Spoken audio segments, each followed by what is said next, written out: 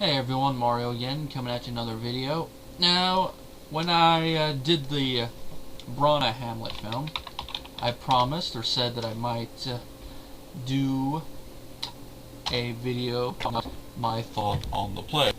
Now, I don't intend for this video to be uber long, but I'm definitely gonna do a little bit of talking about it. Now, as you probably already know, we read through the whole play in the English class I did, and it's the second time I've read the play, though this is the first time I read it, just reading it, not reading, following along the film, reading, following along the film. And I have to say I enjoyed it a lot more, probably because I actually read it all the way through, and also my mind's a little older. My mind is 7 years older, because I read this. I'm trying to remember if we did it when it was 07 or 08 in my senior year. Can't remember all the way through it. I think it was late 07, early 08. I know it was after we read the part of Beowulf we had to read and all that. But it was an interesting read. And like I said, I enjoy it a lot more now. I think it might be both, actually. Now, my thoughts on the play. It is a very interesting tragedy. And while I have not read all of Shakespeare, the only other two of his plays I've read all the way through were Romeo and Juliet, which I have to say, even though it is an interesting play, when people call it one of the greatest love stories ever written, I think two things. One, have you ever read the play? And two, you're overrating that statement. For one, it's not a love story. I'd say Romeo and Juliet is a cautionary tale about teenage love. And whenever I actually review one of the films, I'll talk about that more. And of course, Julius Caesar.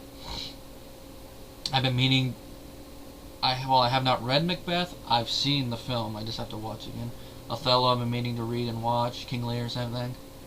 His comedies, I've seen part of The Tempest. It was actually one of the plays we talked about in a class I did. Comedy of Errors, I've been meaning to watch. Taming of the Shrew, I've been meaning to watch. And then his histories and all that. I haven't really read a lot of his poems. I've heard some of them, bits and pieces. The only one I really read all the way through is one that I did a couple years ago, when I was in acting, where we had to take his sonnets and a couple of his sonnets and make a scene out of them. I did a military scene out of one of them.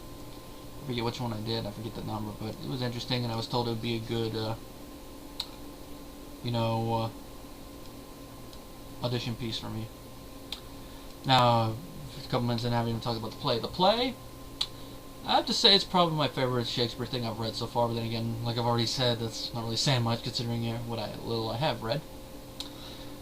Now, my interpretation of things from the play. The way I look at it, the ghost really is the ghost of Hamlet's father. But then it begs the question, if everyone can see him at the beginning, why can only Hamlet see it in another scene?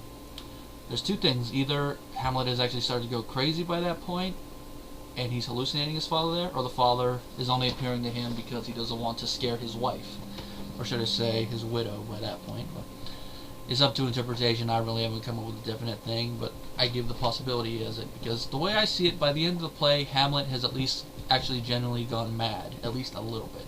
It's the way he's acting. The point is, where in the play does he go mad? I'd say probably it's right around the time he stabs Polonius, or a little bit afterwards. It's just all the mental thing I think eventually does cause him to go mad. But I think he really starts to when he learns Ophelia is dead.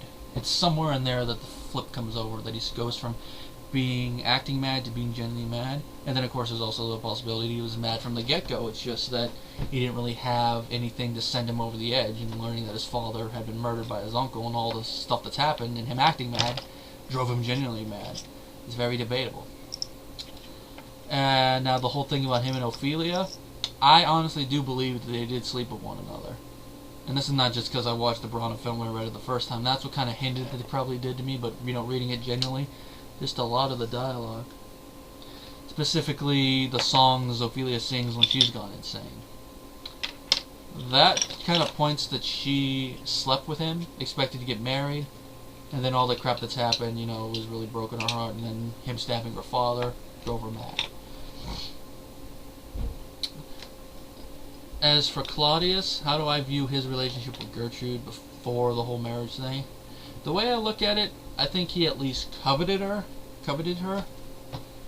I don't think they really had an affair. It's debatable. You could look at it, they probably did, but the way I look at it, he more coveted her. You know, kind of like how Braun interpreted that he coveted her from afar, and it was one of his motivations for killing his brother, of course the other one being his throne. Now, the whole thing with Rosencrantz and Guildenstern, they're basically yes men, nothing really else to talk about that. I really have no problem with Hamlet not having any empathy for having them killed, because they do kind of deserve it, especially if they were going to take him to his death, so kind of there. The gravedigger scene, probably one of my favorite little minor scenes in the play. The whole comedic thing, it has a good bit. It's funny that it touches on social class a little bit. Yeah, them rich people. And if she commits suicide, she gets a consecrated grave. If one of us had done that, we'd be thrown in the pit. That's not what they say, but that's the gist of what they say. And then the whole thing making fun of an actual court case where a widow sued to try to get her husband's estate, even though it looked like he committed suicide. I forget the name of the case because I don't have the book with me anymore, but I didn't know that, so that adds a little bit more comedic value to that scene, and it would probably make the people that it was written specifically for laugh, just like the whole thing that the gravedigger tells Hamlet about the people in England being mad. So if Hamlet cannot be healed there, then there's no big loss because the people are as mad as him. I can just imagine them saying that and then the audience laughing. It's kind of the equivalent of in that one Hamlet sketch they did in Blackadder where it's like, I've always said the Rose Theatre is a dump, the sooner they turn it down the better.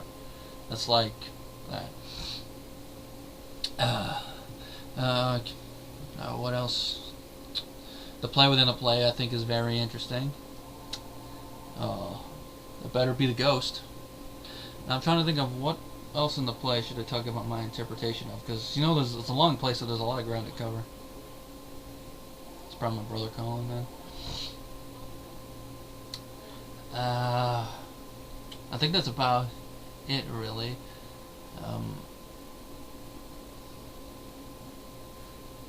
I've already talked about Hamlet's madness, the ghost, though I do acknowledge it could be a trickster one, but I view it more of it actually being his father. Now, of course, Fortinbras, that's one thing. That's one thing that usually a lot of people interpret. I think Fortinbras will be a just ruler, maybe a little bit different than what Hamlet's line was. Now, when it comes to him going through Denmark, that's very open to interpretation because of how it's written. I know Braun interpreted it as him actually just doing a sucker thing and actually going to invade the castle. I think that's a possibility, but there's another possibility that it could have been just him on his way back from invading the Poles, dropping by to say, hey, we invaded the Poles, thanks again. What the heck? Oh, I'm the king now. Wow. That's a possibility. It's something to interpretation, because Fortinbras only really has two major scenes in the whole thing. And I have to say, this is one of those instances where a story does kind of earn a downbeat ending, because the only character who's been throughout the whole play, here and there, who survives is Horatio. Fortinbras, if you count the 2 acts that he's in the film for very briefly, especially the ending. But think about that. Every major character, Hamlet, Claudius, Gertrude, Ophelia, Laertes, they all die. Even Polonius, here's a plot point one, they all die. Even Rosencrantz and Guildenstern, they die. Only the minor characters, like all the soldiers, as far as we know. Osric, unless you count Brauna's film. The ambassadors, they all live, but everyone else dies. It kind of earns it, because with how the thing goes, it has to end it tragically, especially for Claudius. Well, then again, he kind of brought it on himself. Now, one thing I have to mention, I just remembered, is what would have happened if Hamlet had just said screw it and killed Claudius in the church? Well, one thing I was thinking of when reading is, he could have tried to blame it on Polonius. Him and his mother could have tried to blame it on Polonius. Because Polonius gets killed not that long afterwards, so he could have mentioned that they could have said, he could have had Gertrude tell the people that Polonius had just that Polonius and Claudius had gotten into a little scuffle and that Polonius stabbed him or something. Could have gone from there, and then Hamlet would have become king. Which, that's one thing I also wonder. Why did Claudius become king? Because as we find out in the 5th act, Hamlet is about 30 years old, give or take. So he's definitely old enough to inherit the throne when his father dies. how the hell, legally, would Claudius be able to take it? Because if I'm looking at how succession was handled, it would be the brother would only inherit the throne if, one, his brother didn't have any heirs, you know, like is in the case of King Richard the Lionhearted and his brother John, you know, two figures who are featured in Robin Hood, or the heir was too young and he was regent until the heir came of age. Which, if Hamlet was in his teens, like young teens or mid-teens, that's probably what would happen. But considering Hamlet is 30, that would not be the case. And of course, we don't see that that's one of Hamlet's motivations for killing his uncles till later. But it makes me wonder, how did he pull that off?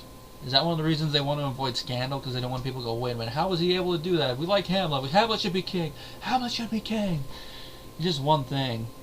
That's why I like to say I'm glad, at least in The Lion King, they at least had him try to kill it, even though Scar technically could have argued, Simba's too young to become king. I shall be king in his stead until he is of age. You could have done that. I think it's a little funny thing to mention there. Another thing is whether Gertrude knew that Claudius killed her husband. You know, just like the whole thing of whether you can argue she was having an affair with Claudius beforehand. This one's debatable, but the way I look at it, I think she didn't know about it. Maybe she might have suspected something was going on, like maybe not thinking that he did it, maybe it was a little weird that he dies and all this, but I don't think she knew about it until when Hamlet said kill a king and marry with his brother. And after that, all of her actions do kind of reflect the fact she knows that Claudius is a filthy rat. And that's why I also interpret the whole thing of her drinking the poison as her doing it to save her son. I know a lot of people interpret it differently, but that's the way I look at it. You know, that's why I like how they interpret it in the Olivier film, and you can get this interpretation a little bit out of the Brana one. It's just she plays it off a little bit more nonchalantly. But definitely that one stage one with Stuart as Claudius, you really see that that's the way they're going with it, and that's the one that makes sense to me. Is there anything else to say about it? No, I think I've covered about everything. It's definitely a play. I'd say if there's one Shakespeare play I recommend reading, it's that. Now the language will be a little bit hard to get through at first. That's why you probably should, if you just reading it out of curiosity, either check out or find one of those ones that has, you know, play on one page and then the explanations on the other, or get the one like what we read in high school, where it's the play on one side and then a more modern English translation of what they're saying on the other side. That's how we read Romeo and Juliet and Julius Caesar. I don't remember if that's what we used for Hamlet. Maybe. For this class we used the Cambridge editions. But it's interesting. It's probably a little bit more interesting, easier to tell what they're saying when you watch a play version, so if there's any play I recommend you seeing, it's probably this. Then again, it's a little long, so maybe you might want to watch one of the other ones, but for me it's very, very interesting. And it's probably the play that we're going to see the most interpretations of. If I ever had the chance, would I do a movie version of it? I'd probably want to do a reimagining of it, like when I was talking with my friend Zoe on the bus. They did a Japanese reimagining of Macbeth. I'm sure you could do a Japanese reimagining of Hamlet. I mean, we've already done an African animal one with Lion King. You could do a Japanese one. You could do a Chinese one. You could even... I don't know if a Native American one would work. You could probably do a fantasy one. That'd be very interesting, or at least in a more fantasy element. But I think a different culture would probably work a little bit more. One that you could change it and interpret it a little bit differently. That's why I think Japan, because that's the one that comes to mind the most. Maybe because they've already done it with Macbeth with Throne of Blood, but because I can't really think of another European culture that you'd change it to, because then it'd be basically just the same as the actual play. Maybe like early American history you could change it to. That'd be very, very interesting. Or maybe Chinese history. Now that's about it. I know a lot of phone calls during this video, but like I said, it's definitely one I recommend you read or see, at least in the play form, because obviously I've recommended the movies already.